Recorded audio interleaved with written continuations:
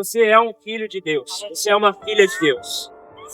E há uma necessidade, há um senso de urgência que precisa ser despertado em cada um de nós. De deixarmos de sermos bebês, para sermos crianças, para sermos adolescentes, jovens e enfim, nos tornarmos adultos, espiritualmente falando. Há uma necessidade de manifestar. O que é manifestar? Manifestar é trazer para fora, trazer para evidência, trazer para a luz, dar clareza, dar notoriedade, mostrar quem de fato nós somos. Você sabia que o mundo quer imprimir uma matriz de uma falsidade em você, de uma pessoa que você não é? Romanos 12 diz que a gente tem que não se amoldar na forma do mundo, mas na identidade, mas também a boa, perfeita e agradável vontade de Deus. E o mundo ele quer imprimir dentro de você uma falsidade, uma pessoa que você não é, um impostor, uma impostora dentro de nós. E a pergunta que eu quero deixar: qual identidade você vai deixar sair para fora? Qual identidade você tem para apresentar para a pessoa? A identidade do impostor ou a identidade do filho de Deus, da filha de Deus?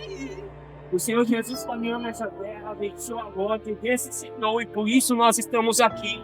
E preste atenção, agora cada um de vocês leva o sobrenome Cristo na sequência do teu nome. Você, qual é o seu nome? O nome é Caliston. Caliston de Cristo. Esse é o seu nome. Qual que é o seu nome, irmã? Andressa de Cristo. A palavra diz que nós somos embaixadores de Cristo.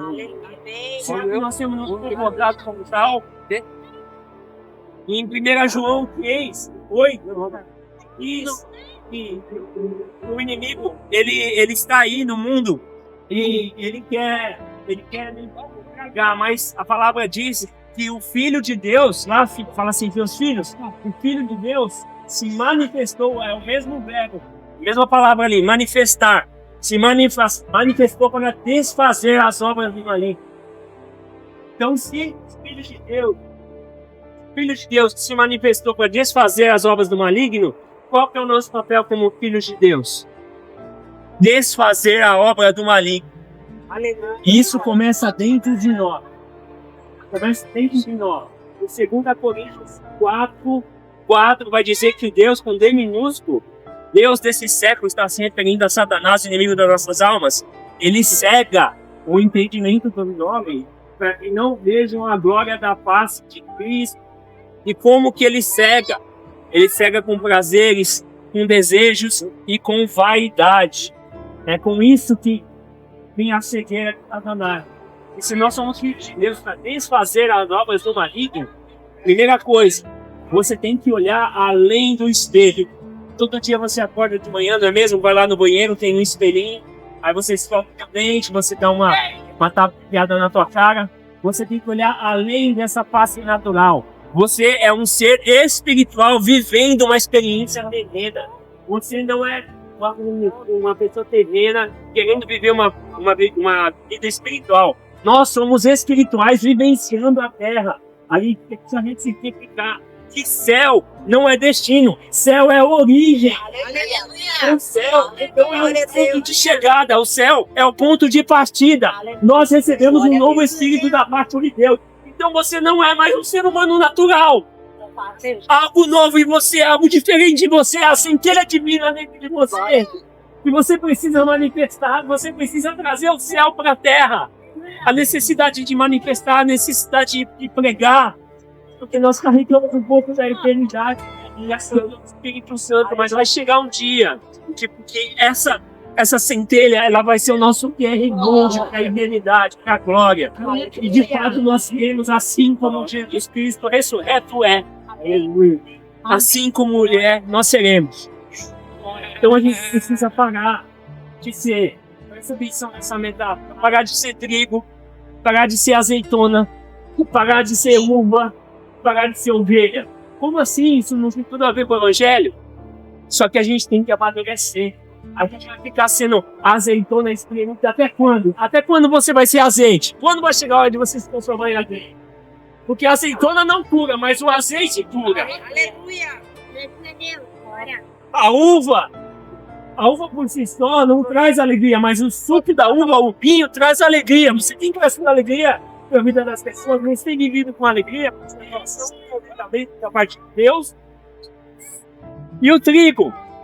O trigo é a semente, ela vai crescendo. Até quando você tem que crescer? Quando você vai ficar pronto para colher? Quando esse trigo vai virar pão e alimentar a vida de outras pessoas? A gente tem que virar pão, a gente tem que virar azeite, a gente tem que virar o suco da uva, o vinho para trazer alegria, para trazer alimento. E a última é mais chocante. Até quando a gente vai ser a ovelhinha, irmão? Porque a ovelha boa, pasmem vocês, a ovelha boa é a ovelha morta. É a ovelha que vira churrasco. É a ovelha que sacrifica, que se doa. Jesus Cristo é o Cordeiro de Deus que tira o pecado do mundo. E se Ele é filho e o filho é cordeiro, nós também somos cordeiros. E temos que tirar o pecado de dentro de nós e tirar de dentro da vida das pessoas. Mas se eles não verem Cristo em nós, isso não vai acontecer. Isso não vai acontecer. Vou contar uma história. Minha palavra um jovem. Ele estava na Inglaterra e ele queria viajar para conhecer os Estados Unidos. E aí ele comprou a passagem no navio gigantesco. E ele pensou, eu mal tive dinheiro para comprar passagem. Vamos começar a comprar umas bolachas, uns salgadinhos, alguns quitutes, alguns alimentos, colocar numa sacola. Porque eu vou ter condição de pagar para a primeira classe, segunda classe, como é que eu vou me alimentar lá? E aí ele foi pagar aquilo para cruzar o Atlântico. Só que na metade da viagem, aquela sacola com os biscoitos, com as comidinhas que ele preparou, acabou. E agora eu vou passar fome até chegar ao outro lado do continente, lá nos Estados Unidos. Eu vou morrer dentro desse barco. Eu não tenho dinheiro para ir no restaurante do navio, para estar com as outras pessoas. Ele estava escondido no porão do navio, vivendo daquela forma, dentro daquele navio, em vez de ser uma viagem prazerosa, ele estava ali, vivendo na miséria. Aí ele teve uma ideia. Eu vou andando de máquina do navio, eu vou pedir para eles, deixa eu trabalhar aqui, ele estava no fim da noite, então um alimento, alguma coisa para passar o restante da viagem. E aí, o maquinista do navio ali, que operava as máquinas, falou: rapaz, para dinheiro, todo mundo que compra passada no navio, independente da primeira, segunda, terceira classe, tem direito a sentar na mesa do banquete, tem direito de se alimentar. Você está aí com papel de coxa, você comprou a passagem, não importa se você é primeira, segunda ou terceira classe, você tem direito de sentar na mesa e se alimentar no banquete, comer comida fresca, comida nova e tomar do melhor vinho. O que eu quero trazer para você? A diferença, o que é propósito, o que é identidade. Porque o propósito, a gente acha que o propósito, qual é o seu propósito? O meu propósito é ser pastor, o meu propósito é cantar de louvor, o meu propósito é cuidar da cozinha da igreja. Isso daí são talentos que Deus colocou para você. Isso são talentos. O propósito de todo cristão é conhecer a Deus, torná-lo conhecido através dela mesma. E não é o quê, é quem e para quem e onde. Não é o quê, é quem e onde.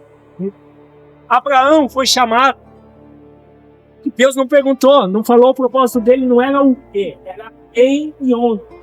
Abraão, sai meio da tua parentela. Olha o quem aí. Sai do meio desse pessoal. E aí eu vou para onde? Vai para a terra que eu te mostrarei. E quem são? E para quem? Para que serve isso? Para que todas as famílias da terra sejam benditas. Não importava o que ele fazia. Era um quem e um onde.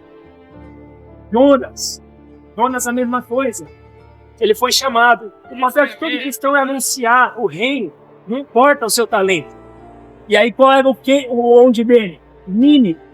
Pegar para quem? Os ninivitas.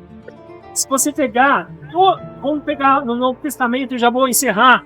Paulo, vocês conhecem a história, ele ficou cego e tal. Aí tinha um profeta ali chamado Ananias, um homem de Deus.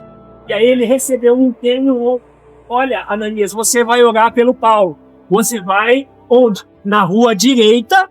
Você vai na rua direita e você vai na casa de quem? de Judas. Vai ter um homem lá e você vai orar por ele e ele vai ser curado.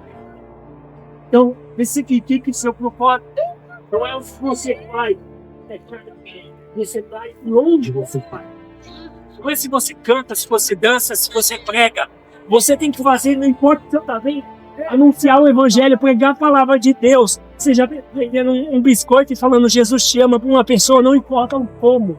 Você é um filho, uma filha amada do Senhor, que há a necessidade de se manifestar, de fato vestir a camisa do evangelho. Aleluia.